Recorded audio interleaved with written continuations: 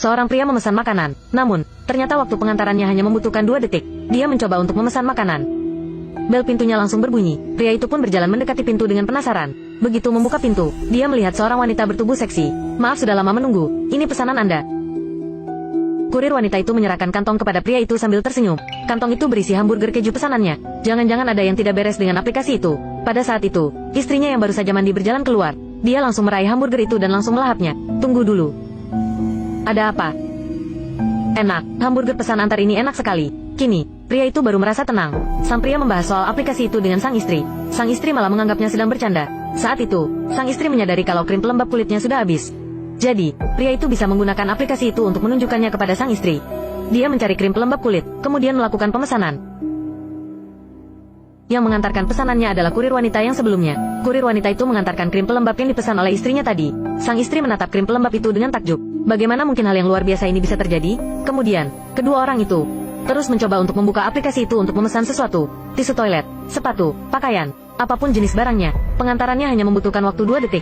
Dengan aplikasi itu, mereka berdua bahkan bisa makan steak impor. Saat itu, sang pria baru menyadari kalau restoran steak itu bahkan sedang tidak beroperasi. Akhirnya, dia pun menyadari ada sesuatu yang aneh. Dia bergegas menyeret sang istri ke koridor. Lampu yang ada di luar menyala. Tapi setiap kali kurir wanita itu datang, suasana di belakangnya tampak gelap gulita. Pria itu menduga bahwa kurir wanita itu mungkin berasal dari dimensi yang berbeda. Mereka berdua terus mencoba aplikasi itu. Sang istri mengetik uang 1 juta yen di kolom pencarian. Ongkos kirimnya tertera sebesar 1.800.000 yen. Sepertinya, mereka tidak akan bisa menghasilkan uang dengan aplikasi itu. Sang istri pun mengetik harta karun bajak laut di kolom pencarian. Aplikasi menunjukkan bahwa produk yang dicari tidak tersedia. Tampaknya, aplikasi itu hanya bisa mengantar benda-benda yang ada di dunia nyata. Saat ini, sang istri terpikirkan ide yang aneh. Dia mengetik cincin kawin yang dihilangkan oleh suaminya setahun yang lalu. Tidak disangka, benda itu benar-benar ada. Bahkan, ongkos kirimnya hanya 800 yen. Apa-apaan ini? Cincin itu bernilai jutaan yen. Sang istri pun menekan tombol memesan. Bel pintu pun langsung berbunyi. Kurir wanita itu benar-benar mengantarkan cincin itu. Bahkan, nama mereka berdua juga terukir di cincin itu. Itu benar-benar cincin mereka yang pernah hilang. Tidak disangka, aplikasi itu juga bisa digunakan untuk mencari barang hilang. Saat ini, sang istri teringat pada anak anjingnya yang hilang beberapa tahun lalu. Dia pun mengetik nama anjingnya. Pada detik berikutnya, bel pintunya berbunyi.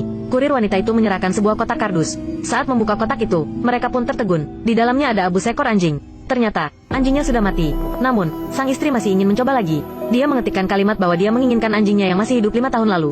Pria itu pun berpikir bahwa istrinya sudah gila. Namun pada detik berikutnya, bel pintu kembali berbunyi. Kurir wanita itu benar-benar membawa anak anjing istrinya dari 5 tahun yang lalu. Pada saat itu, mereka baru menyadari bahwa aplikasi pesan antar itu juga bisa mengantarkan barang dari masa lalu.